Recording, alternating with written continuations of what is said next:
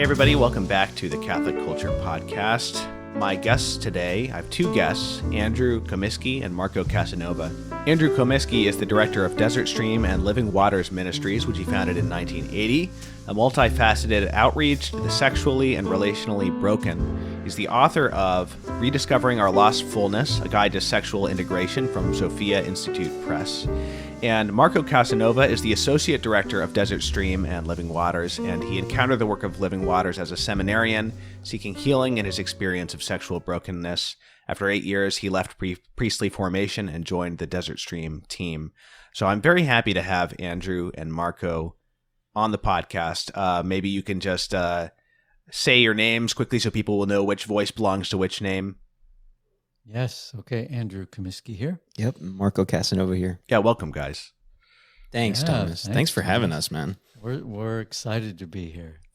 Okay. So we've got a lot of different things to talk about today. We've got your personal stories. We've got your work and broader issues connected to both of those that we'll want to discuss.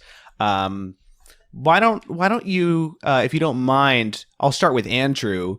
I'll have each of you just give a short version of kind of your story and how it connects with the work that you do at Desert Stream and Living Waters. Andrew, would you mind sort of giving us a glimpse into your path that you've taken?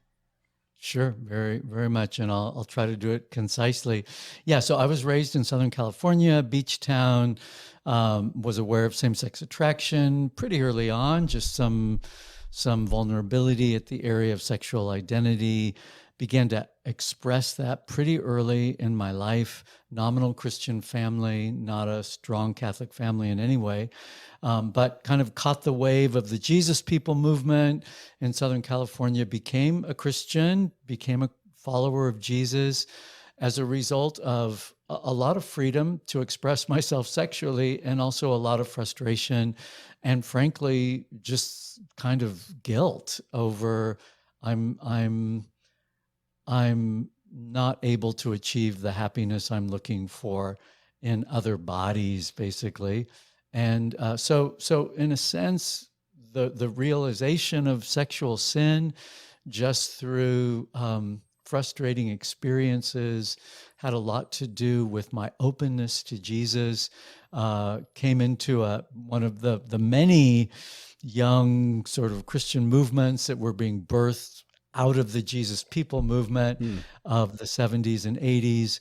And it was there that as a result of some healing, some help that I received, some good community that I was a part of, that this work called Desert Stream began, which was an opportunity for people like myself, not only coming out of homosexuality, but other expressions of just overexposure and a kind of an over-sexualizing of their experience of life early on, and that needed help to, in a sense, be clothed in Christ. You know, how does Jesus actually help us to rebuild some of those boundaries and alert our conscience to what is good and true and beautiful about our sexual gift without it being exaggerated or defiling? And so that was kind of how we began, a spirit-filled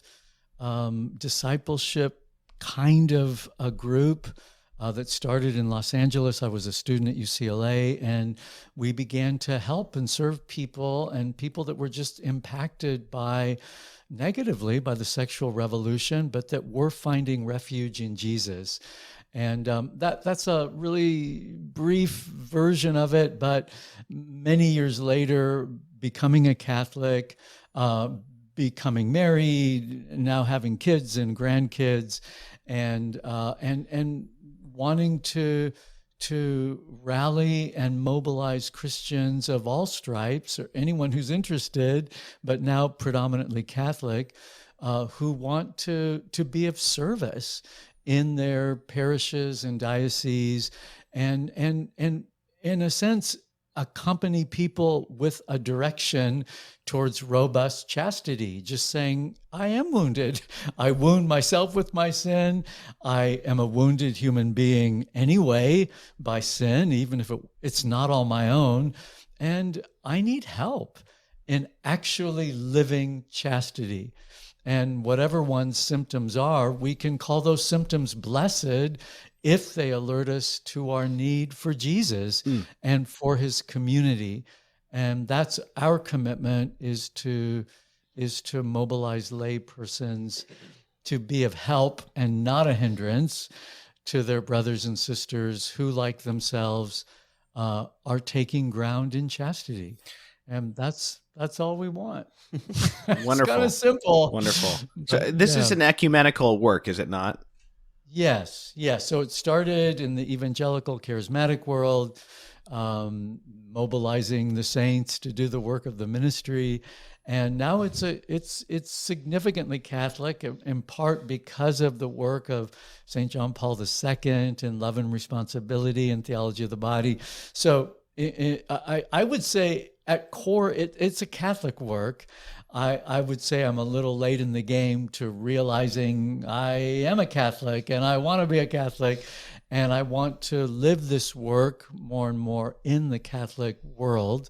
But it's not limited to people who only are Catholic. But I'd say that pretty more defines us now than anything. Now, I remember one interesting feature of your story, if I remember correctly, correct me if I'm wrong, is that you were starting to be informed by things like theology of the body before you even became a Catholic. Is that right? Mm-hmm. Yeah. So Christopher West became a friend many years before. He was doing work in the Denver diocese. We had a lot of connections in the Vineyard churches and others in Denver. So we were doing a big conference there, and he came and gave me the first English copy, not the first copy, but the first edition, a copy of the first edition of TOB, and in the 90s. And I loved it. And I was a post-Protestant seminary student.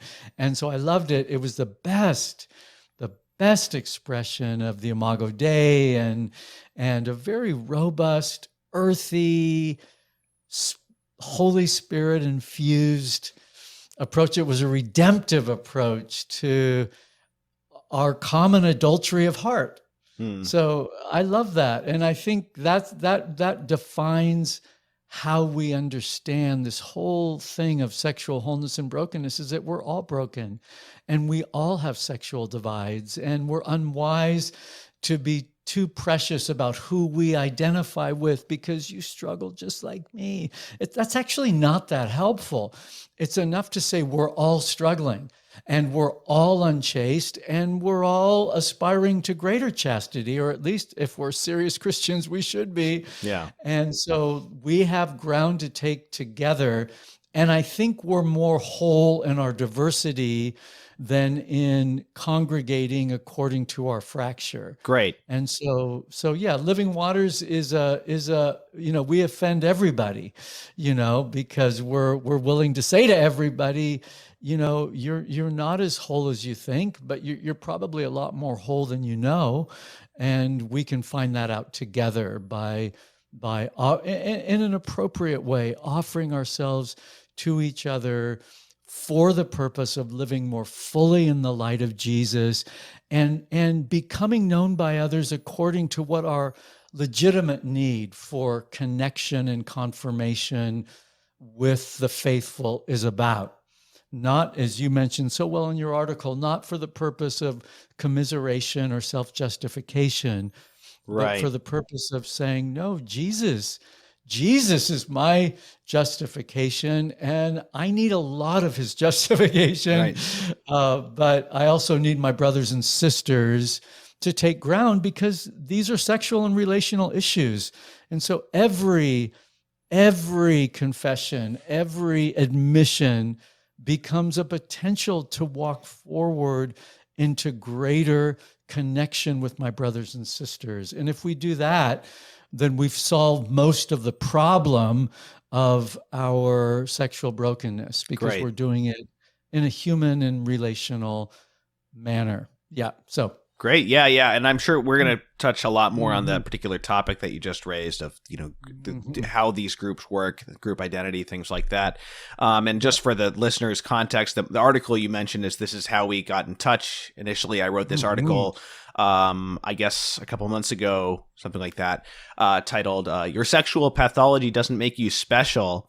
And Marco reached out to me about that because you really liked what I said. We've made it a bumper sticker. We've made that a bumper sticker. It's a very big bumper sticker. That's awesome. Yeah. It kind of goes around the bumper. That's great. Yeah. So it actually can't be seen. So I'll link to that for people who are interested, and maybe we'll touch back on that later too. But all right. So Marco, what's your story? Nice. Yeah. So I like Andrew, grew up with kind of a same-sex attraction thing that was developing early on. Alongside that, though, I also wanted to become a priest. So kind of complicated my development, if you will, just the idea of, okay, I'm going to go into this celibate calling, while at the same time I'm not making peace with who I am as a guy, especially a guy among guys, a guy made for the other. So it kind of complicated things. Although I did enter the seminary, didn't really speak about my experience of same-sex attraction. And it was in the seminary that I started to not only develop a pretty strong addiction to pornography, but act out homosexually outside of the community. Archbishop Chaput came to Philadelphia, the great Archbishop Chaput, and he instituted the Perpedeutic year before it was the Perpedeutic year. And we were all kind of bemoaning the fact that we had to do this extra year. But make a long story short, it became a committed Jesus-loving Christian on this year because I still wasn't in the light in my need for Jesus in my experience of same-sex attraction and sexual brokenness. So the crown jewel of this year was a 30-day silent retreat. I came into the light, and that kind of propelled me in a trajectory of just becoming more chaste, whether that be, not acting out homosexually again, getting some self-mastery in regards to porn stuff. But then I started to approach diaconate ordination, and had some helpers, really great helpers, spiritual directors, a whole gamut of people. Great gift of being in the seminary. You have all these I'm still stuck on the perpeducal. Perpedeutic year. That's not, who knows what that is? So anyway, this is my story. This is my time. Yeah. This is my moment. This is my moment. So anyway, so I was getting at the cusp of becoming a deacon, and I knew enough theology of the body at this point to realize that in order to be a celibate for the kingdom of God, I actually had to renounce the good of marriage. And for me personally, I couldn't really renounce something I didn't even want. So there was something about my experience of same-sex attraction that made me feel disqualified from the idea of actually being a man capable of securing a woman in love. And so I thought, this isn't a life sign in terms of me being ready to give my life as a celibate for the kingdom, because I'm more in the celibacy arena based on feeling disqualified in my experience of same-sex attraction from marital love. So I thought, okay, I really need some help to navigate this. Well, this priest friend said, hey, there's this ministry out in Kansas City, Desert Stream. This guy, Andy Comiskey, he really believes that Jesus can help persons that are struggling with SSA. So I thought, it sounds all kind of evangelical and Protestant. And I'm I was just slightly a little allergic to that. Yeah. But I thought, what the heck, There's no perpendicular year in evangelicalism. And so then I go to this training. We do these trainings twice a year. And I go as a seminarian incognito. But I thought, I need significant healing, not so much in terms of learning how to steer clear of mortal sin. I was actually pretty good at that at this point, but there was areas in which I was still terribly unchaste, especially in my view of the celibate call and in my actual launching out into opposite sex relating. I just hadn't done that ever. I had never seen myself as a gift to the opposite sex. So there was just some things that I really needed to probe. And this Living Waters thing gave me a wonderful opportunity to do so. So I left the seminary. I came to Kansas City to be an intern for Desert Stream. I then came on full-time staff. Andrew and I were doing some work over in Poland, so outside of Krakow, this beautiful city of Wadowice, which is where JP2 was born and raised. It's actually where I met my now wife. So she's Polish, born and raised in Krakow. We were doing Living Waters work there. She was doing Living Waters for different reasons than my own, but it gave us a common lexicon almost to understand each other's brokenness, and that our brokenness actually didn't disqualify us from the possibility of romantic love and family life. And so it was in Living Waters and in this, I would say, the ethos of John Paul II that kind of broke us out of those familiar strongholds of thinking and allowed us to actually date each other and get to know each other. And so we got married in 22, and we're expecting our first baby any day now. Oh, wow. So, Any day. any day. So He may not make it through this interview. Oh, that's wonderful. I mean, Great. it's possible. it, It's really possible. But anyway, yeah, I'm really grateful for Living Waters. It kind of gave me a vision beyond my fracture, and that Jesus could actually help me not only navigate these areas, but launch into really good relating, especially to the opposite sex. Mhm. And Yeah, so and I you're would now say kind of that- the successor to this Mhm. ministry? I am. I'm the successor to this guy. Mhm. Yeah. Gotcha. Yeah. What were you going to say, Andrew? I think in listening to your story, well put, by the way, Marco, Thanks. I would say we do have this kind of matter of fact assumption that, yeah, I'm dealing with this, like my experience of some of my desires and, many aspects of a sexual tendency, if you will. But really, it's just kind of a form of lust, which is common to humanity. Right. And so our point of view is, yes, this may be very profound, but it's not deeper than the power of divine mercy. And it's not deeper than Jesus, yes, to you being a qualified gift to other people. Not even, it's just like we're always qualifying it, even to the degree that if he called you to marriage, you could be a successful married person. Our thing is just, come on, don't catastrophize your sexual wound. Right. But be honest about it and own it and live in the light and grow through it. But don't live under the low ceiling that this is either a chronic condition that will forever define you, but be noble. It's like, it's ignoble. The whole thing is ignoble, but God makes us noble essentially. And he can help us to live that. And why do we not believe that when it comes to homosexuality? Right. Honestly, it's like that's the one thing that we're always saying, well, the moaning, I'm like, snap out of it. Like, what's happened to us? We've lost something of the charisma, I think, in regards to the capacity to grow through and into whole enough fruitfulness.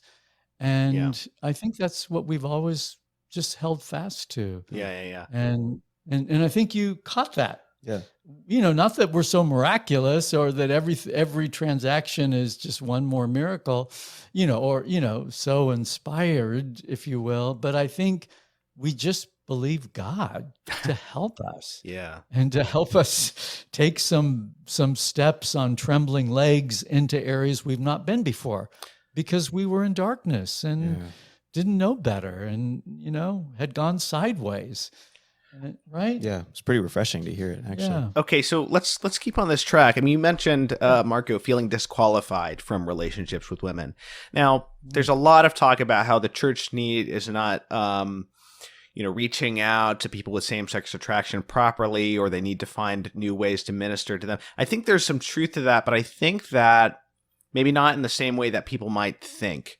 And one thing that has been bothering me a little bit over the years is this idea that if you are same-sex attracted, therefore your vocation must be celibacy. Yeah. Because first of all, I think it maybe, as you were implying, Marco, that thought maybe involves a misunderstanding of celibacy, at least at least the supernatural vocation of celibacy, if not simply the practice of celibacy that can distinguish there. But also because there's a certain writing oneself off that can come with that. Like, my healing will go this far of behavior control and no farther. And I understand that there's a difference between the problem of, although they often go together, the difference between the problem of being same-sex attracted and the problem of not being opposite-sex attracted, right? So somebody, the whole category of bisexual kind of annoys me because it's like, well, you're just being greedy. Like, that's not a problem that I need to. that's not a problem that I need. That's not a problem that requires my sympathy. Thomas, exactly. Don't try. No, don't pray in that direction, Thomas. Yeah. So anyway, the problem of not being attracted to the same sex is the one that people seem to think is the more intractable one. Because obviously, if you're attracted to both sexes, that doesn't you may have psychological issues or healing that you need to do, obviously, before getting married. But that's not going to stop you from the basic function of being married. But not being attracted to the opposite sex, especially for a man, simply biologically speaking, is a problem for getting married. But nonetheless, people seem to, even like Orthodox Catholics who believe everything the church teaches about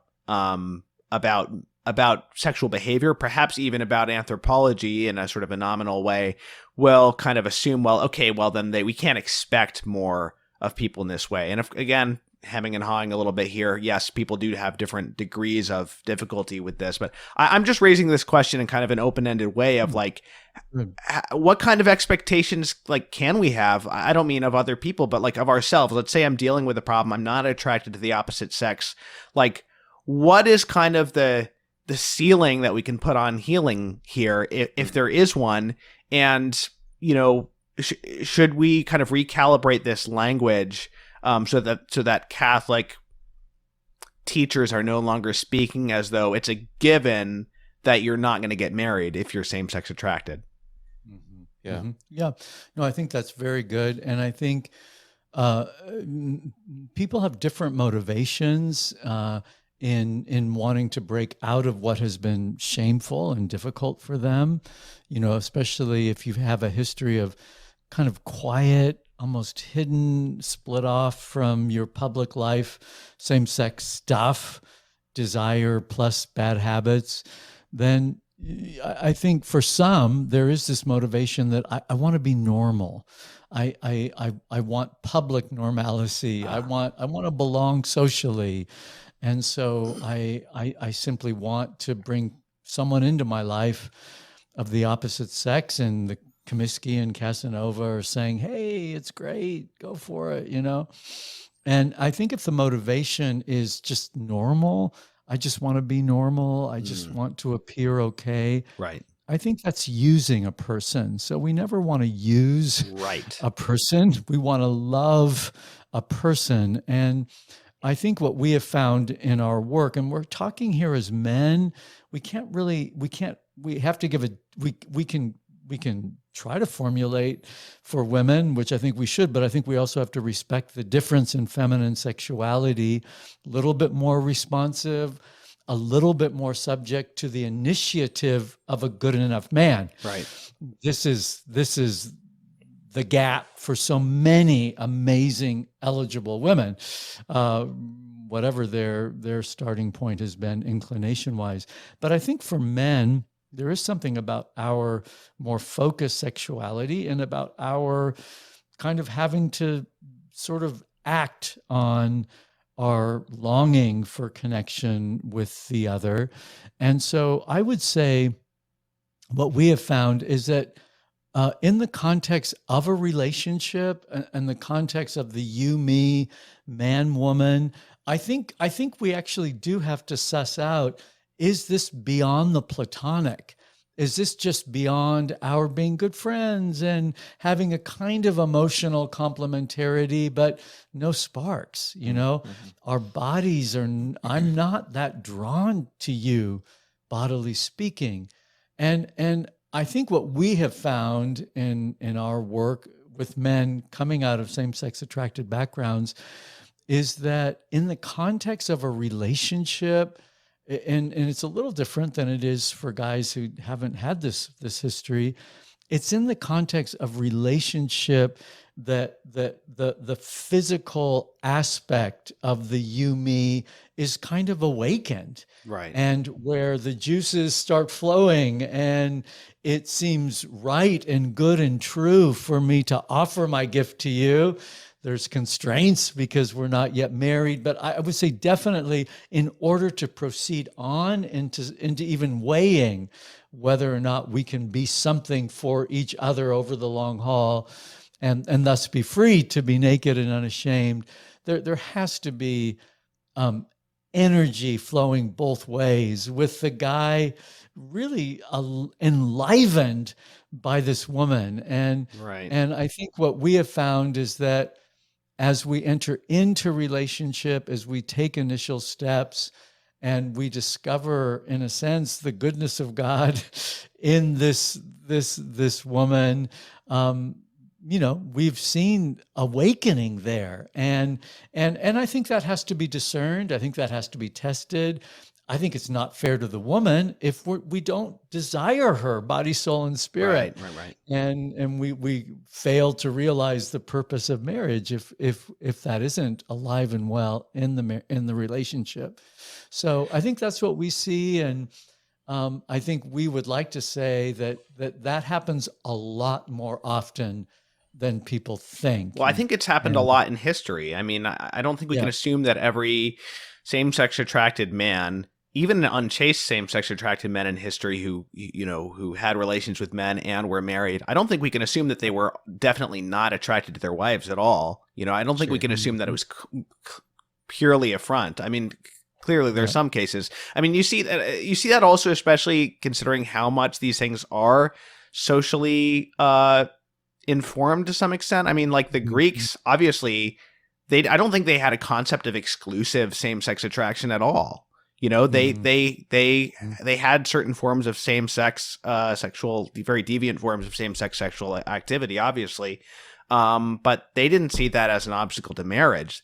They just thought that the real action was with men, because men are more important and men can mentor each other and all that kind of stuff. Anyway, getting off on a tangent there, but so one of the things that comes up is, like, I think people are very cynical about this assumption that if there are, let's say you've got a sort of reformed ex-gay man who's now married with kids, and he's saying, look, we're very happy in our marriage. People are kind of like, yeah, but are you? They're kind of cynical about whether that's just like, not necessarily a lie, but just sort of like a white knuckling it, and kind of like everybody's fooling themselves, or the man is using the woman to look normal, like you said, or something like that. And so I don't know, one very basic question for you guys then, based on your experience insofar as you're willing to share, is like, it sounds like this is, the experience is not necessarily that all same-sex attraction goes away, but that you are able to live chastely, and that you are able to kindle, attraction and a real healthy relationship with a woman. That doesn't mean that all same-sex temptations go away. I'm just trying to get a picture of what actual like healing sort of means, practically speaking, or at least you guys are, I'm sure, still working on yourself. So like, what the path looks like anyway. Sure. Yeah. And just a word too about, let's say a guy who does say, I'm really not attracted to women. I'm exclusively same-sex attracted. I do think there is there's an opportunity to be challenged there a little bit, in terms of not saying that the goal of healing is marriage, right. But to say don't rule that out. Like don't if there is a kind of, I'm not open to her, I think that is an opportunity to be challenged. I think of John Paul II. He wrote that beautiful, it's called A Meditation on Givenness. And he speaks about how every man should be fascinated with woman. I find that to be challenging, especially in kind of the grips of my history of SSA. It was like, no, I'm not fascinated by women. Maybe I like women. I like to be around her. I'm kind of boyish around her. But the idea of actually being in awe of woman, John Paul II is not saying that that's exclusive to marrieds, but that's every man. Right. So I think it's a really good challenge for us, for those of us who struggle with SSA, that we don't say I'm kind of stalled here and I'm not open to the opposite sex. At least I needed that provocation. Yeah. And I agree with you, Thomas. I think there's a tension, a good tension of, yes, I'm all there for my wife. I am awakened by her, for her. I secure her in love. But yes, of course, I still bump up against these experiences of same-sex attraction. And in our healing world, it's about taking a moment and asking what's the meaning behind this experience of SSA? Right. Why am I experiencing this? Not, I lost my healing, it doesn't work, see? But it's more, no, I'm bumping up against something that's very familiar to me, and I actually have the wherewithal to respond. And being a man chaste and growing more chaste, please God, I think those are wonderful opportunities just to allow not only the mercy of God to go deeper, but my awareness of how can I better respond today than I did yesterday to these attractions that honestly have diminished over the years. Right. But in seasons, for whatever reason, it's like, wow, those are potent. Okay, Jesus, come Holy Spirit, help me through this, Right. So I think living in the tension of that, and like you said, Andrew, not catastrophizing it as if, see, I am truly gay. It's like, well, I think to think more dynamic about these issues is a little bit more helpful. And to anchor ourselves in the Imago Dei, and to realize I'm still becoming who I am. I'm still becoming more of the man that God willed for me to be. And he willed for me to become a mature man. I wasn't born a mature man. And so I'm still becoming in some respects. And if along the way I'm aware of, wow, I'm faltering here. And by that I don't mean mortal sin, but I mean I'm doubting my adequacy, or I'm acting selfishly and narcissistically to this woman. It's not just about, I'm going to be swept away in a gay lost weekend. It's obviously those are not the things that are pressing upon us. It's more, I'm actually not that faithful of a gift to her yet. I don't know entirely what it means to be wholly there. And I would say that's a human problem. Yes. It's not an ex-gay problem. Right. And I think in that way, we're defining the Imago Dei not just as, well, what's your arousal level? Like, how many orgasms do you have when you're with your wife in for the weekend? It's not mostly about that. That's not beside the point, but it's mostly about the fullness and the integrity of my offering to her day in and day out, when we have the sexy weekend, and also just before she gives birth and she's uncomfortable and mean-spirited and you know what I mean? Are you present? Are you engaged? Do you have her back really? And so I think in that way, we're defining our anthropology according to the quality of our offering. And I think that involves sexual responsiveness, certainly, to the other, but it doesn't make that the high bar. And I think in these questions about wholeness and how changed are you and this or that, I think it's important to think in the dimensions of something like what St. John Paul II would consider becoming a mature expression of the gift. what does that mean? And I think those are questions that we ask ourselves all the time. And I think we ask ourselves in the context of, this is something that I bring into the relationship. I bring a history. I still bring an aspect of this. Obviously, we're public ministers in this area, so we try to be good witnesses of.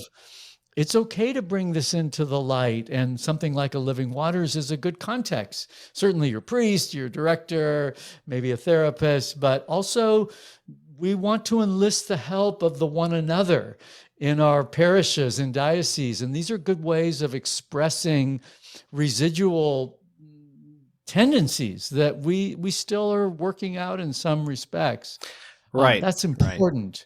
But it's not all important if we have this trajectory of becoming a more whole gift. Right. I mean, it is a trajectory. Conversion is conversion. If we're going to use the term conversion therapy, conversion in the Catholic sense is a daily, work. And so, part of the reason I'm asking these questions is, in my article, I pointed out that, part of conversion, part of the Christian vocation is not only controlling one's external acts, but actually looking at one's sinful or disordered dispositions and things like that. And that's obviously part of virtue. Virtue is about dispositions and tendencies, really, classically speaking. So, then that raises some nuanced questions about, like, okay, does that mean I'm not converted if I still have temptations in a certain area? And I think we have to nuance that. And it's not necessarily the case that you failed to convert because you still have temptations. Mm-hmm. But on the other hand, if you are just sort of like writing yourself off and saying, well, I'm just not attracted to women, then it's like you're giving yourself an out, and you're not even going to learn all of those things about yourselves that you guys were just talking about that are far more universal than the sort of the genital issues, but are also closely linked to one's own, that deeper psychological issues that the Catechism references when talking about same-sex attraction.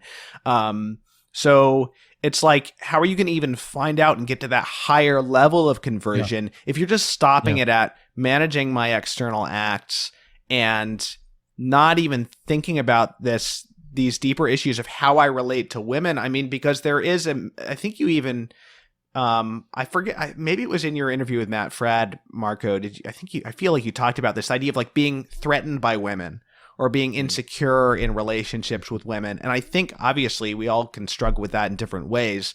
But there is this commonplace, this truism that some people acknowledge about a lot of gay men are threatened by women. A lot of gay men are actually hostile towards women. There's a great essay in First Things about the whole drag show phenomenon by Daryl Paul. I don't know if you guys ever saw that essay. That points that out, that it starts out as this mockery of femininity, and there's a sort of resentment. And I want to be this, or it's not even necessarily I want to be this. It's like, I'm making fun of this. This threatens me. I have mommy issues or daddy issues, whatever that may be. And so I think that if you just stop at managing external actions, you're not even dealing with that, whatever those deep-seated fears or insecurities or even resentments might be. You might be somebody that like, the scary thing about just stopping there to me is like, you might never realize, like, wait, I'm actually angry at women or anything like that. Those are very dangerous tendencies to not bring into the light. I couldn't agree with you more. I think there is, like, in terms of the experience of male homosexuality, there is a kind of, I think in my own experience, like a kind of misogyny that I cultivated. Like I want to bypass her. I don't necessarily want to find a narrow way through her in my becoming. I want to sort of bypass her. So I think I love how you said that, Thomas, of if I never am able to be challenged by my threat or my perceived threat, then I actually am I'm unable to unlock the healing that there is for me. Right. And I think we do take that seriously in Living Waters, that there are wounds, some of which are more common to people with same-sex tendencies. There are things that happened.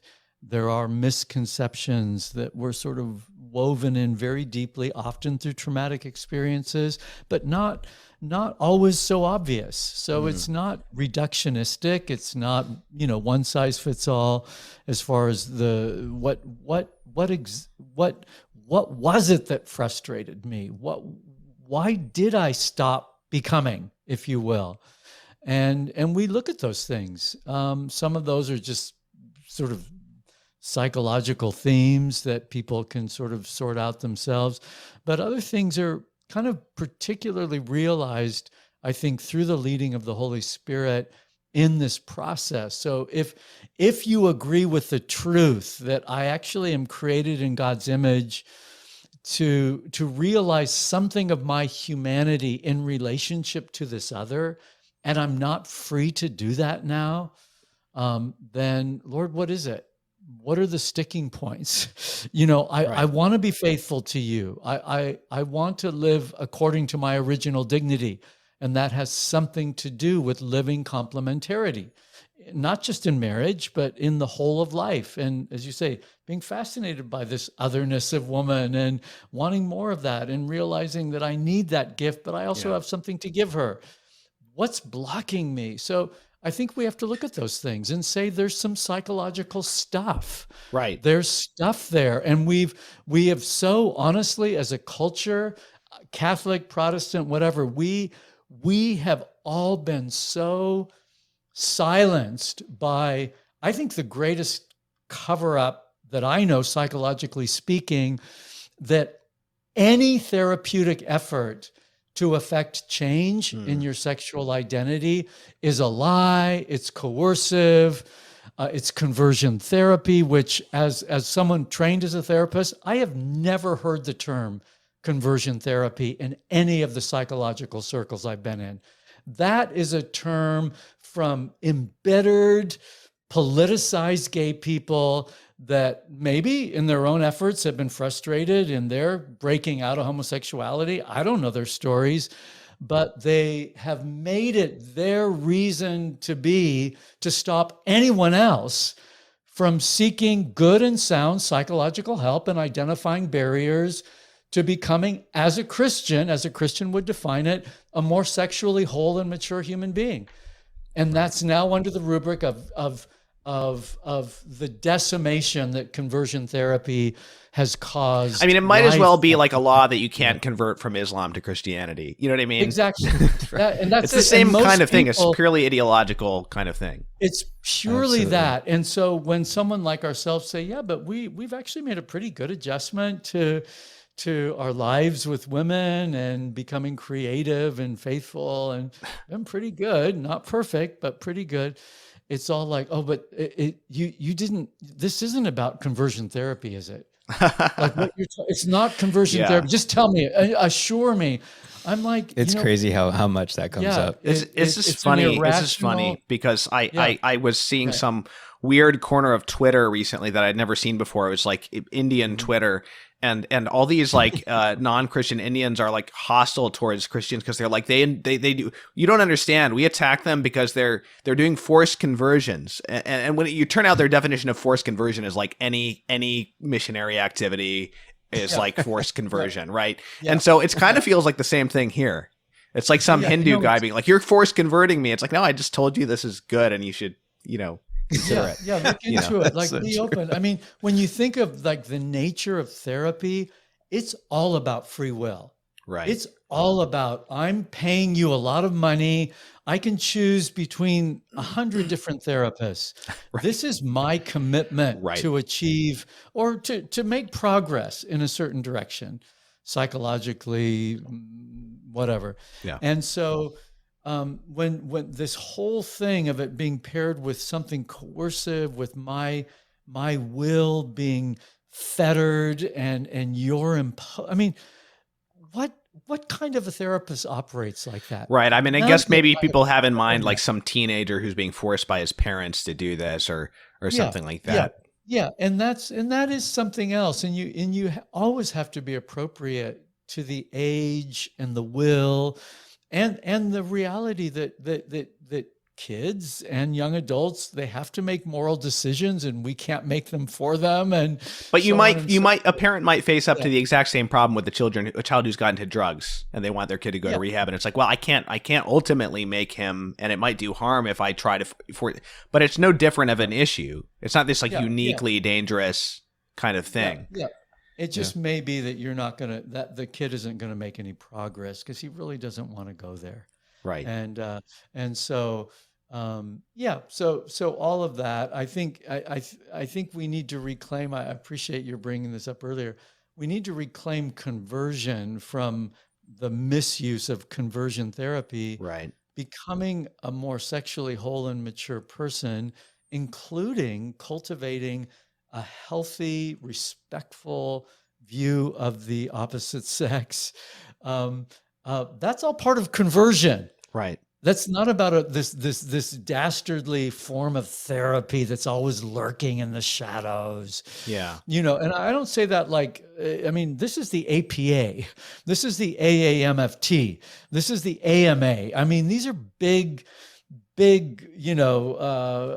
organizations that have taken up this case against something that really is a straw man. So apart from all of that, I think we need to understand Christian conversion as having something to do with becoming sexually whole and mature. Right. And I would Yeah. say Living Waters is helpful if one wants to make progress in that aspect of their conversion. I think too, just in conversation to define the term, like what do you mean by conversion therapy? I feel like it is such a verbal voodoo of just shutting down any kind of conversation of can we actually think this through and can we define what we mean by that? I mean, if you're thinking coercive shock tactics, it's like that honestly doesn't even exist. But are we talking about a person reconciling to their biological, anthropological self, then we need to just discuss that. But I feel like the conversation is just shut down so many times today. Right. And the nice things, once you get past the thing of avoiding like sort of outright sins, mortal sins, venial sins, if you're able to like admit these things to yourself, I have these psychological issues, whatever, I have these pathologies. It's not about repressing. It's not about like violently forcing your psychology to change all at once. Like you can give yourself this, you can be patient with yourself and gentle and be like, this is a path that I'm on. And it's not always a matter of like, am I sinning or am I not sinning? The sin would be in like lying about yourself or in pretending you aren't the way that you are and not seeking progress, and failing to seek progress might lead to sins.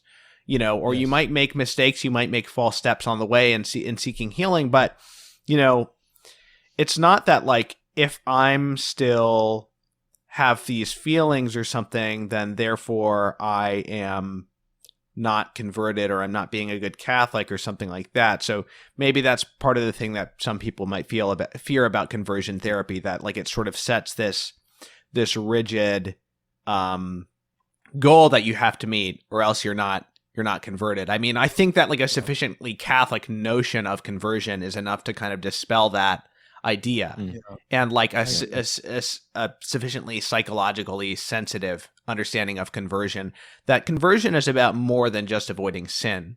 But at the same time, it's not something that you can, the sort of the psychological changes that happen, they might sometimes lag behind the actual conversion of the will or things like that. I mean, there's all kind of nuances in the Catholic understanding of the spiritual and the interior life that maybe wouldn't be accounted. It's possible. I don't want to stereotype like Protestants, because you're obviously doing great work as a Protestant, but like it's possible that the Catholic view offers a more robust and nuanced approach that might like be less likely to like break somebody's mind, as they're going through this process or something like that. Well, I think too, like you mentioned this in your article, which honestly, the listeners haven't read it. They should read it twice, 3 times, thanks. 4 times. Read it. Your sexual pathology doesn't make you special. It's so excellent. Right. But towards the end of it, you mentioned kind of a couple of scenarios, one of them being, a married couple contracepting, but at the same time kind of bemoaning the LGBTQ, so on the outside, they're seemingly very orthodox, but yet in their bedroom, they're kind of heterodox in their sexual expression to themselves. Or the father who, has many children, but objectifies his wife. Like there's something hidden here, Right. And so I like that, like this idea of being able to mine the meaning of one's same-sex attraction. There is a kind of coalescing that I think happens in someone, body, soul, and spirit, of being able to say, yeah, I have these feelings and I want to just search subterranean. What does this mean for me? I want to bring it into the light. I want to be freed from bad shame. And I just want to go deeper. So in a way, I think it's a path of becoming more a person of integrity, if you will. Right. Yep. And I would add to that, and this is something that I think would be thematic for many men dealing with SSA, the fact that early on they began to sexualize normal, legitimate needs for identification with their own gender. Right. And so, yeah, obviously there's a disintegration at the core of my wanting to objectify you physically as a man, but it's very real and it's very deep in many men, boys becoming men. And so you have to look at that and say, what's going on? At what point did I mistake a normal connectedness that was frustrated, that I didn't have? And this is where some of the father issues, the brother issues, the way that I see myself as less than the other males in my life. And I kind of wall off. I just kind of say, I'm not running with that pack. I can't get his approval, or I don't even want his approval because of the way that I experience him. And so the fact that we are often dealing with just a fundamental gap in our developmental experience that then becomes sexualized, then through pornography, then through sometimes some abusive experiences with other neighbors, or, the way that our emotional needs get hijacked by exposure, early exposure to sexual stimulus homosexually. Right. And all of a sudden now it's like, I'm getting turned on by this presence that I actually need at a whole nother level. And so I think that's where like the courage apostolate is so good on helping individuals with same-sex attraction say, no, you need a friend, not a lover. And that's not a dodge. Right. It's actually saying you need to cultivate what is actually what your sexual symptom is telling you. And that is that I don't just know how to be a guy with another guy. I don't know how. And this sexual thing that I've bought into and replayed over and over again through porn and cruising and sensational sexual acts is actually sabotaging my humanity and preventing me from actually getting what I need in order to take the next steps, which is outside of same-sex friendship. Right. We're created to be friends, but sexually speaking, we're created for more, right, than just that. And so I think what you're talking about is just, there's some thematic stuff that we need to look at and say, we've bought a pack of lies. Right. I would say that. And I just think these are basic things with people. So in my article, the overarching point was about how we all share this need and this obligation to seek healing, conversion, self-knowledge, and also that we all share this same nature, this same one sexual orientation. Every man and every woman has the same sexual orientation. There's only one.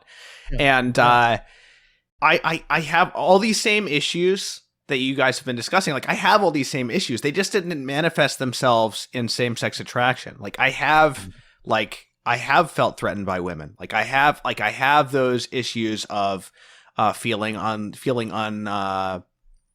unworthy of women, low self-esteem. I have felt like I did feel very much as a kid like less masculine than my peers, and less athletic, all that kind of stuff. So I had like the kind of the nerd thing, like I felt unattractive, and yeah, I'm sure that factors into the fact that like my life has been like very marred by pornography, like for a long period of time. It was so, and I'm still, I mean, like I can't say past tense in the sense that like I'm not still seeking healing from that, and I'm not still struggling with sexual sin.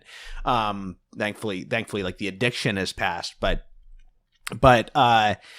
anyway, the point is that like if I were to say that as a straight man, well, like my problems are normal. Like it's not that deep. I don't need to look into it. I don't need to like examine like where this is coming from. That would be like such a BS move. That would be really failing to convert. I think if I were to just in a way, there's a blessing in not being able to just like white knuckle it, because it forces you to look deeper. It forces you, most of all, it forces you to depend on God more and less on your own efforts.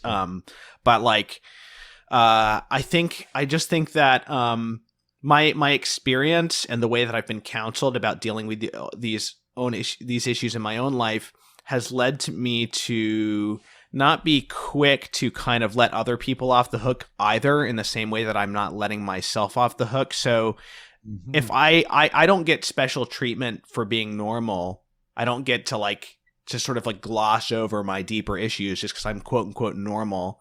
And like also somebody else doesn't get special treatment and get to like stay frozen in this like stasis of like psychological and spiritual mediocrity just because their problems are like more unique, or maybe come with like some special issues that are maybe harder to deal with socially or make you stand out from the pack. And so it was really a call to conversion. I want to emphasize that because today we've been talking mostly about same-sex attraction issues, but it was really a call to conversion for everybody, my article. And I think that's what's so cool about the way that Living Waters works, where it's not just for people dealing with same-sex attraction. And so my favorite part of your book, Andrew, was the part where you discussed this group dynamic and that kind of realization that you came to about how much more healthy and avoiding certain problems, but also helpful in healing it is to have people with sort of diverse issues. A, so it's not an echo chamber. B, so it's not just like another place for people to like surreptitiously like cruise and find people. I mean, that's like a danger too, as you mentioned, right? Sure. But also because it is genuinely helpful, because it keeps people from falling into a kind of like a solipsism or a narcissism about their special problems, which is kind of what my article was all about. So maybe, Andrew, could you talk about that kind of how this group dynamic works with people coming with different problems, and how that's actually more constructive in the end, rather than siloing off into I'm LGBT plus, I'm normal, but I was molested, I'm, whatever, I'm just an addict, massage parlor guy, whatever it might be. Yeah, I'm a traditional idolater. Right, exactly. I do have some experience of SA. I went to a few Sexaholics Anonymous meetings back in the day.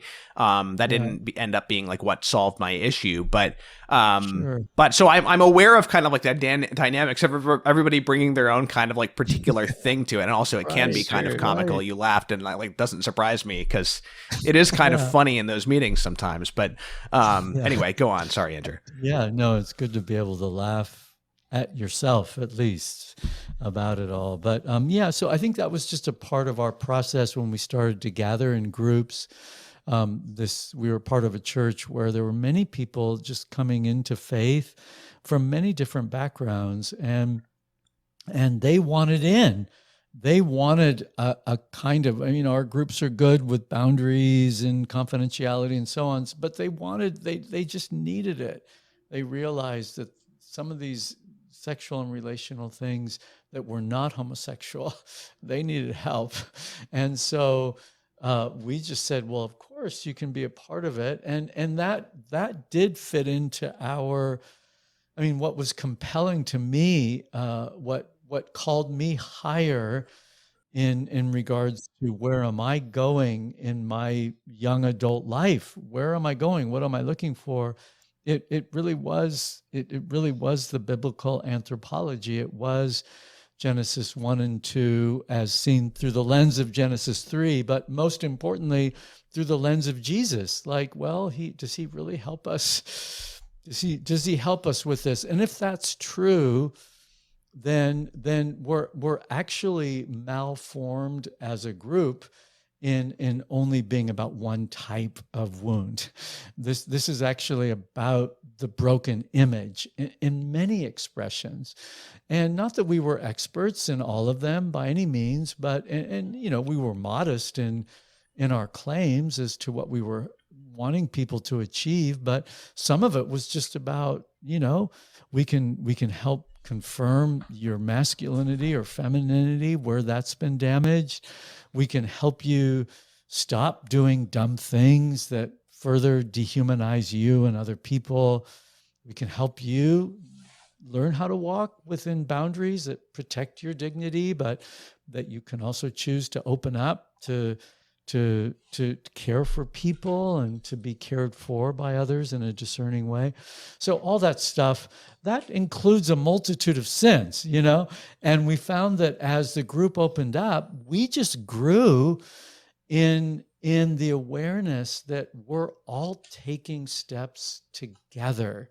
And even though some wounds are a little bit more challenging and kind of like, well, Lord, I'm not a big expert here, but I'll stand with my brother if he'll hold to the boundaries, and we will commit to develop trust, and we will learn how to pray in a healing manner that brings the presence of Jesus close to this person where he or she really needs it. And yeah, and so we just had a great deal of success in that, and then there was no looking back, and then there was this is mostly about people coming out of SSA, or just people coming out of porn, or just people wanting a little bit of release from early sexual trauma. It's like, let's just take some steps together. And so that's kind of the crux of Living Waters. I mean, it's a good curriculum. So I think we touch on some things objectively that are helpful for people. But I think it's just saying Jesus is close to us when we humble ourselves.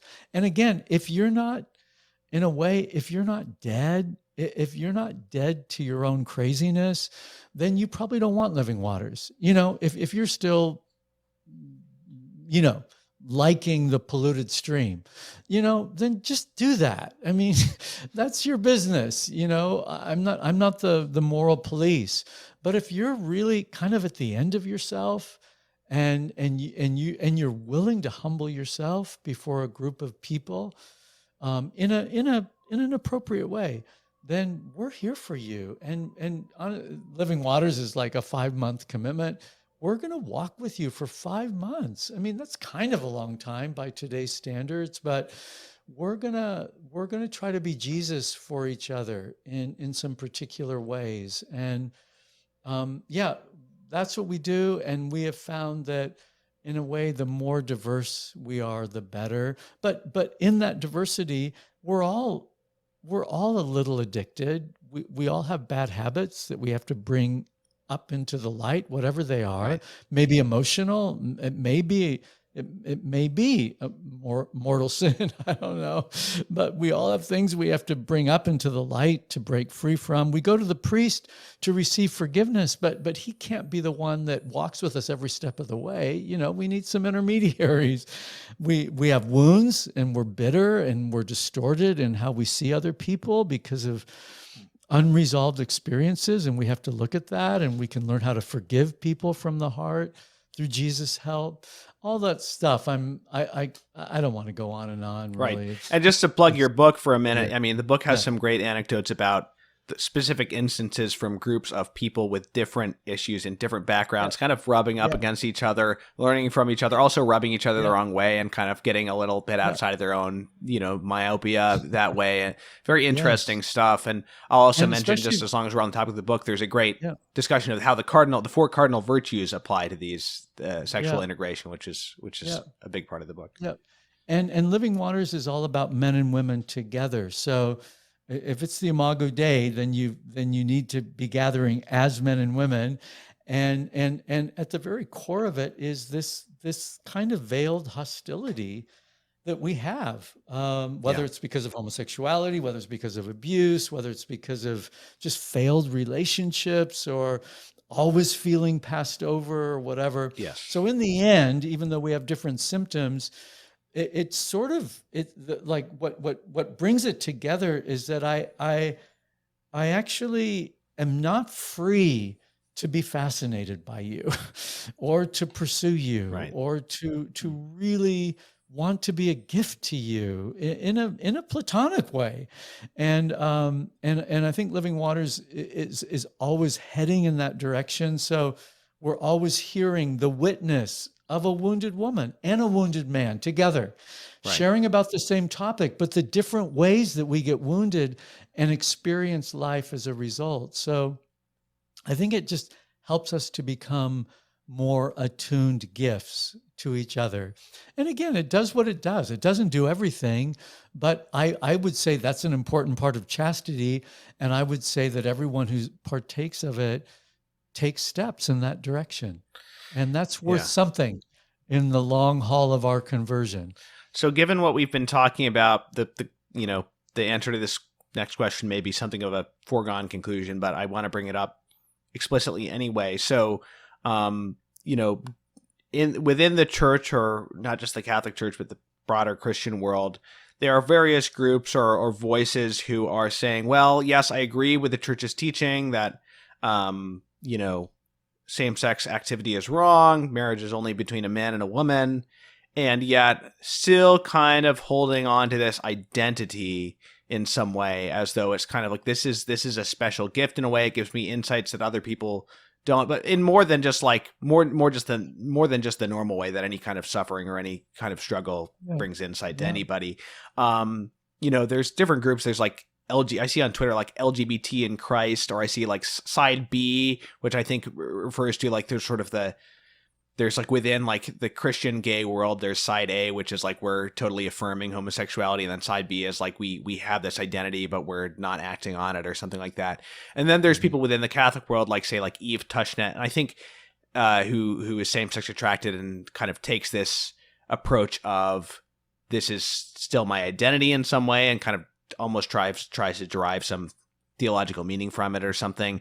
And I think that Catholics are a lot of the time so like afraid of this issue, or like intimidated by an experience that they haven't had, namely same-sex attraction, that they're just like so impressed that somebody is even like agreeing to live without committing like mortal sins, that like they won't sort of question it beyond that. They'll just be like, yeah, of course, like this is a legitimate point of view, and kind of this must be the way to go, and I just have to like listen to these people because I don't know what I'm talking about. And again, I think that may sometimes like result from like a failure to sort of to dig deep enough in yourself to realize actually we are dealing with the same issues fundamentally, and so like I am qualified to speak on this.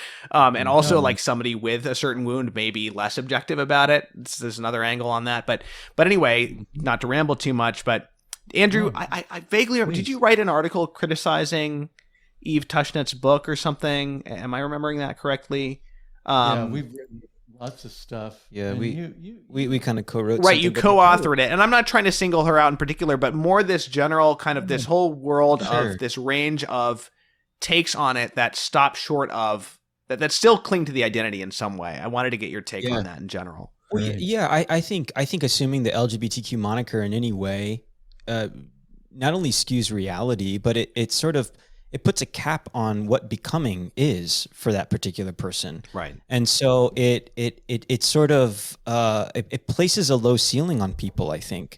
If I were to say I'm a gay Catholic or I'm a queer Catholic, the idea of being fascinated by the opposite sex, that's all going to be within the context of this LGBTQ thing. Right. And so I just think it's dangerous and really confusing. So people like Eve Tushnet, I think she's in a committed celibate, quote unquote, lesbian relationship. Oh, is she? So I didn't realize it went that far with her. Okay, dang. Yeah. Right, but that's what we're dealing with. This is kind of the confusing nature of this. I'm in a celibate lesbian relationship. And I think Catholic common sense just like says this is wrong, but I think like Catholic legalism like looks at that and tries to justify it, basically. It does. Exactly. And kind of like, I'm such a schmo, like, what do I know? Right, I think you said that. Right. And in the spirit of Pope Francis, God rest his soul, I think we're all kind of like, well, I just need to be nicer.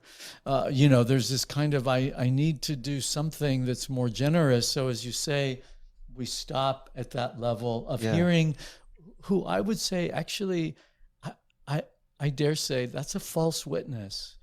This gay Christian thing, even if you claim to be in the lines in regards to mortal sin, it's still a false witness. And even this idea, you're bearing witness to a false anthropology. And this idea of that I may be chaste, so I'm a gay Catholic, but I'm chaste. I think they're using that language of chastity as kind of a synonym of abstinence, that I'm maybe not acting out, homosexually, but I think it's still unchaste to be, cultivating a gay self, or to be in kind of an emotional enmeshment with a same-sex friend, and you're making a commitment to them that isn't sort of sexually romantic, but romantic in other ways. It's so muddied. It doesn't have an end beyond itself. Right. The end is we're just amazing lifetime friends. That's wrong on about 9 levels.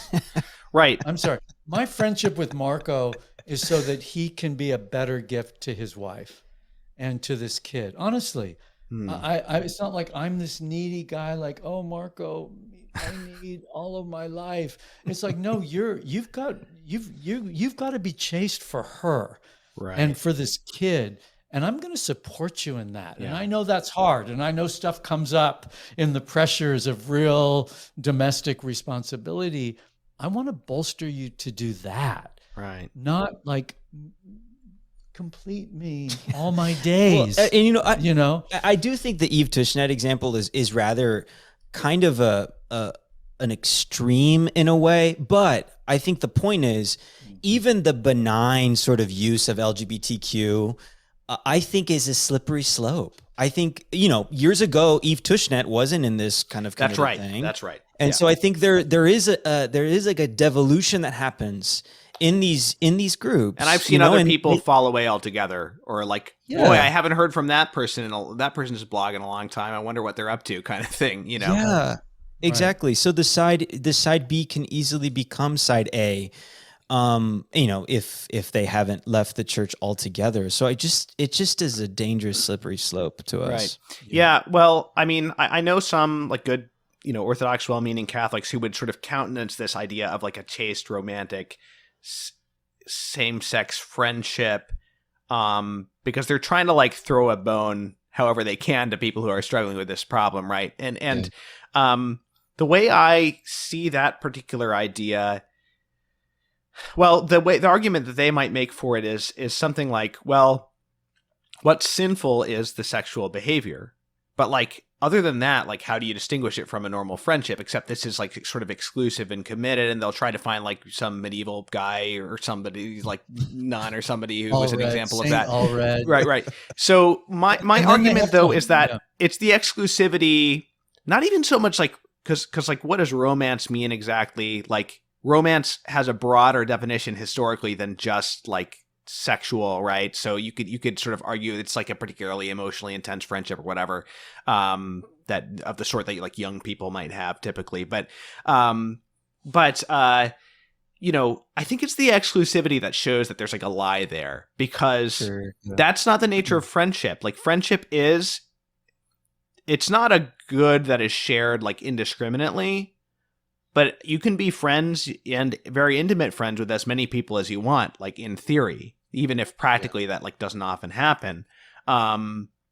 Marriage or a romantic relationship is very different in that way. So the fact that like it has to be this exclusive, like quasi-vowed commitment. Maybe you could say there's something wrong with like vowing to like be a faithful friend to somebody. But again, it's the exclusivity that kind of suggests that there's something psychologically untoward going on here.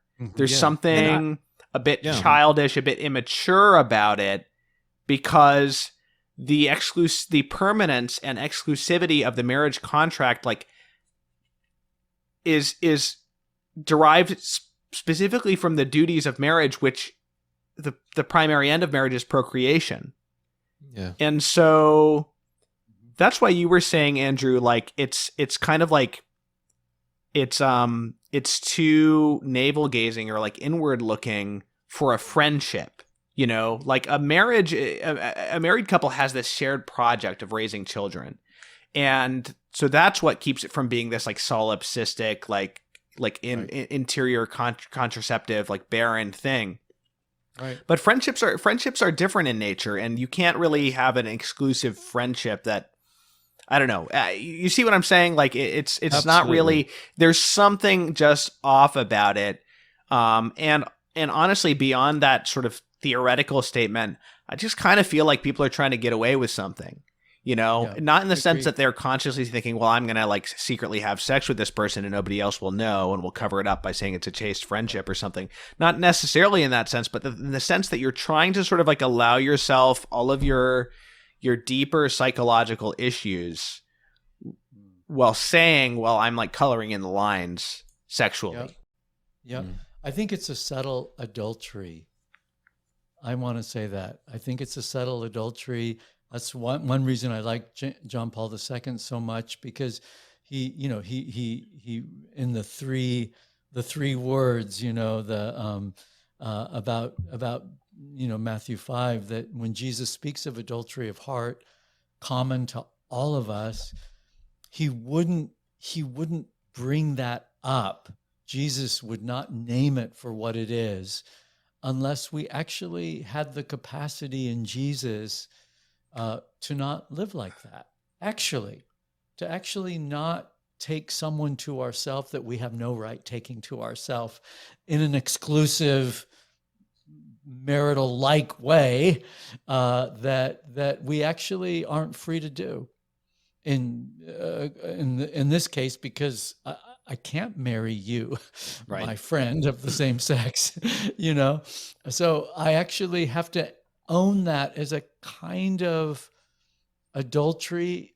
I dare say, this is strong language, but maybe it's helpful if we it can lead us into the depths of God's mercy, a kind of idolatry even. That you've become my safe place. Right. You've become the mediator for me in this way. But the reason for this freedom is because now I'm kind of free to be gay. I'm kind of free to be this same-sex person with you. And I want that to be like, let's go through that. Let's go through that onto sure ground. Right. Because it's still predicated on a kind of like despair of like, well, this is all I have. I can't go further than this, and I need this. You have to at least give me this, you know? Yes. Yes. Yeah. And I'd say, no, I get it. And in order for you to draw upon the friendship you need, don't suffocate it. Don't make solid lines around it as a covenant forever. Right. When you do that, you've killed it. Right. And what we say is, no, that like you need friends. We get that. And you may be tempted to want more than you can get out of that friendship. But if your eyes are on Jesus and you're still going forward and you're saying, God, I want to grow through this. I dare say I want to grow beyond this friendship while retaining the friendship, you know? Right. Right. I say yes and amen. I mean, that's kind of Living Waters 101 with people dealing with SSA. We're aware of that. But let's keep growing is our point. And I think too, like, I don't know if many people that I encounter in the side B world are I've met a few who are in these kind of covenant relationships, chaste couplings, whatever they call it. But I think another aspect of the side B thing is that my celibacy is kind of a prophetic witness to the Western world that is so idolized marriage, sex, and family, or something like this. There is like a kind of my gayness inviting me into a queer celibate call is now a prophetic witness to the world, which is like, wow, this is where we're at. It's so strange. So strange. It really is it's a need to face reality. Cause again, I think it's a dodge to say, well, now I'm this prophetic witness, a gay celibate. But yet, just even that is such a dodge from kind of facing the real conflict. Queer celibacy is not going to resolve the conflict, and right. What it's we not want to the do same as being a professed religious eunuch for the kingdom of God. It's just not. Exactly. Yeah. And for all the reasons that you talked about in your own story. That's a very interesting point. And I think it also speaks to like the clinging to the identity too. There's also like the desire to be different, the desire for attention. Like I secretly like the fact that I'm different. Like I hate it, but I also love it. And I'm like deriving consolation from this difference. And I don't know about for women, but for men, for same-sex attracted men, I've noticed that like a part of the broader suite of pathologies that often accompanies that is a craving for attention. And like I see that in other respects, not just in like the sexual identity, but like, areas of like fashion or like, affectations or kind of like a hipster kind of attitude or, whatever that might be. I'm like the sort of like, I'm in this social avant-garde, like I'm transgressing, like the John Waters thing or whatever else. So, anyway, there's all kinds of rabbit holes you could go down there. But, you write of that. I mean, honestly, I'll quote, rather than seeking out those on the moral margins, a la Francis, because they need mercy, revolutionary progressivism values them precisely because they transgress.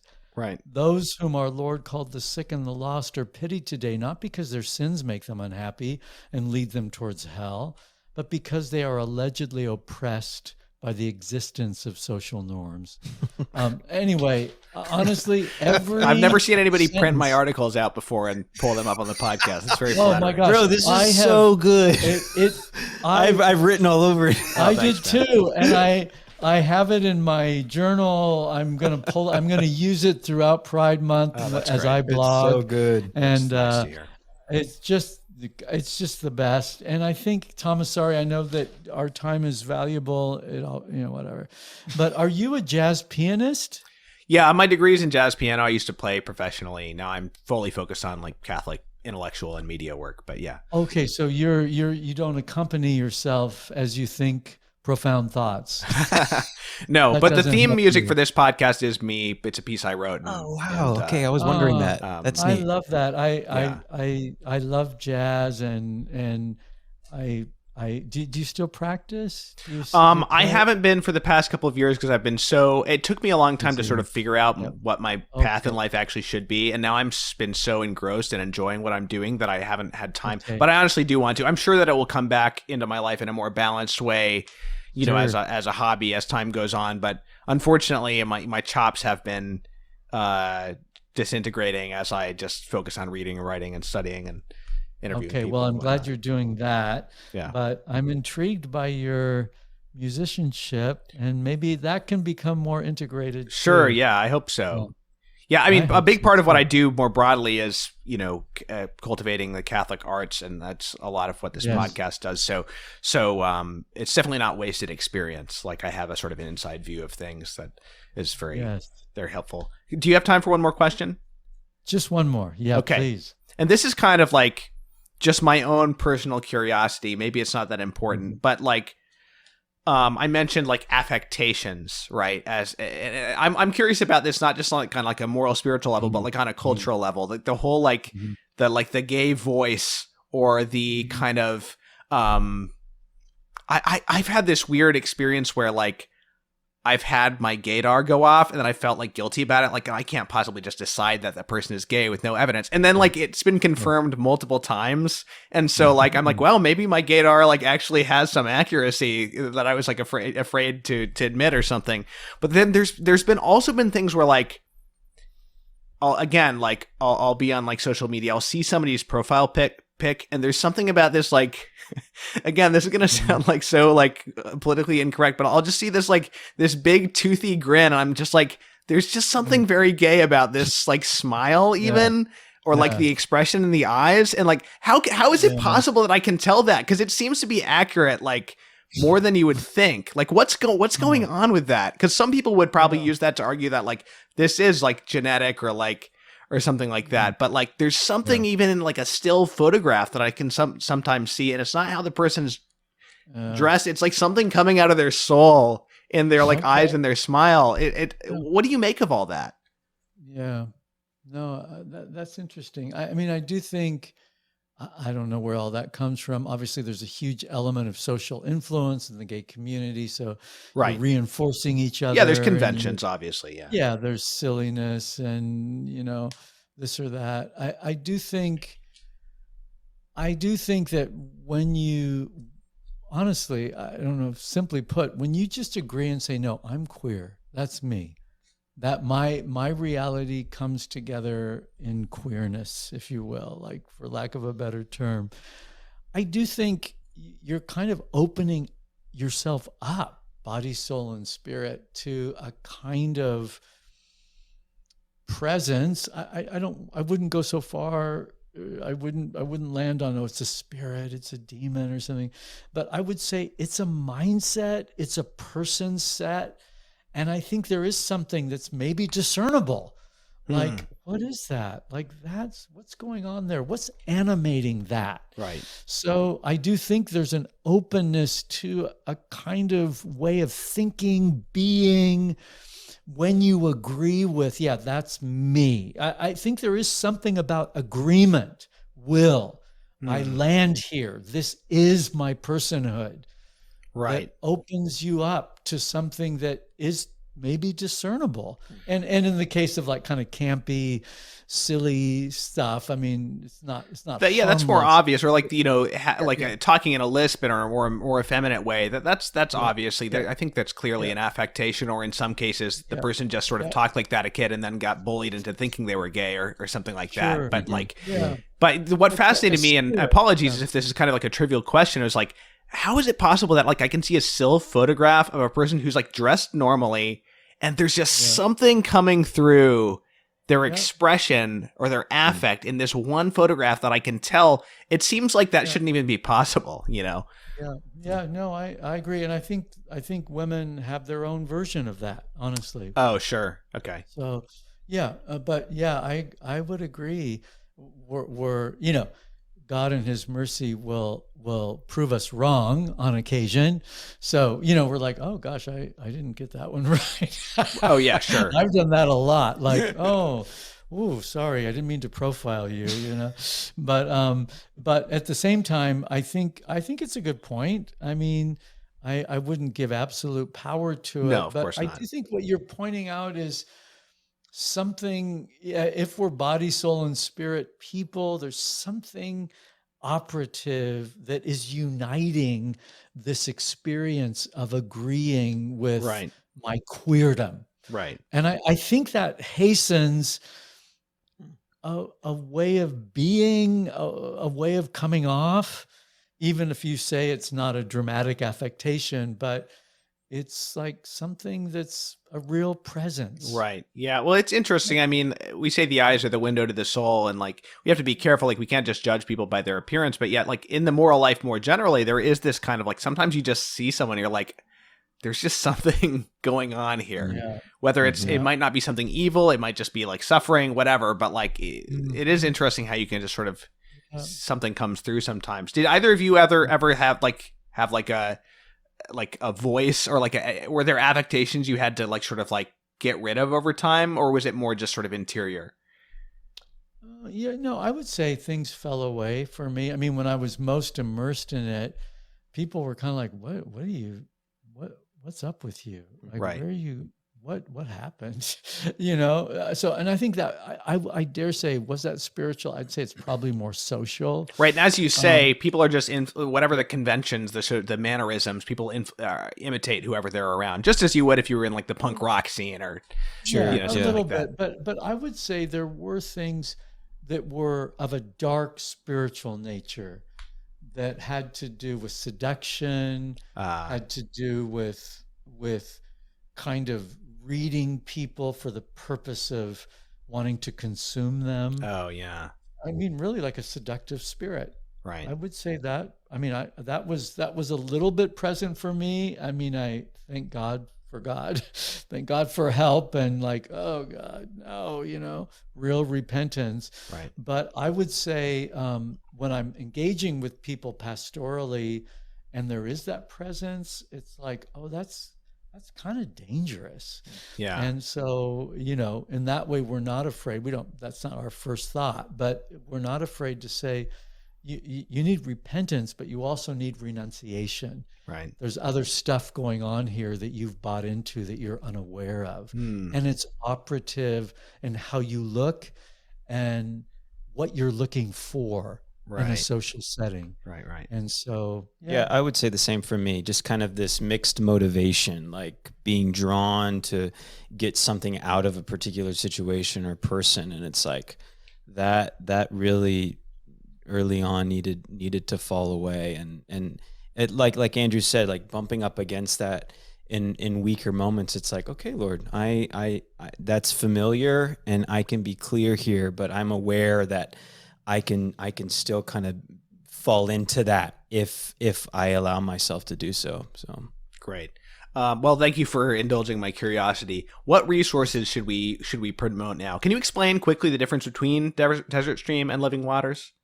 Yeah, so there's only one Desert Stream headquartered here in Kansas City, many expressions of Living Waters throughout the world. So we have Living Waters here in the United States and then Living Waters International. And those Living Waters are the groups that are hosted in various churches, Catholic and evangelical throughout the world, where men and women, 18 and older, can go and seek more chastity in whatever their starting point may be. So where should people go if they're interested in learning more? So if they're interested, come to desertstream.org. You can find out all of our information there. You can also find us on YouTube, Desert Stream Ministries. And also you can find all of our emails on desertstream.org. And if you have particular questions or want to get connected to a group, especially here in the United States, you can email me. If you're beyond, I can get you in touch with our colleague, Abby Ford, who oversees Living Waters International. So yeah, please reach out to us as you have need. If you're a parent who has a loved one or a sibling or a family member or a friend who is LGBTQ plus identified, and you're thinking, how do I advocate for this person better in the Holy Spirit? Reach out to us. We have resources for you too. You may not be the sexual struggler, so to speak, but you may be wanting to advocate for someone's conversion. Right. We have resources for that. And you guys have a podcast, right? We do. It's called Desert Streaming. Nice. Yeah. Great title. Cool. Well, Andrew and Marco, thank you so much. This is a great conversation. Thank you so much, Thomas. Really. Thank you. I wanted to meet you, bro. You're impactful. Amen. You impacted us. Yeah. No, we're your fans, Thomas. Let's go, bro. Are. Yeah, I'm a fan of you guys too. I like the book. I appreciate what you do. I really admire it. Thank you. Thanks for reading it. Yeah. Thanks, Thomas. Yeah. Sure. Yeah, I'll include it on I do a roundup of my favorite reading of the year at the end of every year. So I'll include that on my my list. Thank you, Thomas. Yeah. We're blessed by you. All right, everybody. Well, thanks for listening. Again, I'll link everybody to my article and to Desert Stream and to the podcast Desert Streaming so people can check it out, and to the book in the show notes for today's episode. God bless you all listeners, and I will see you next time.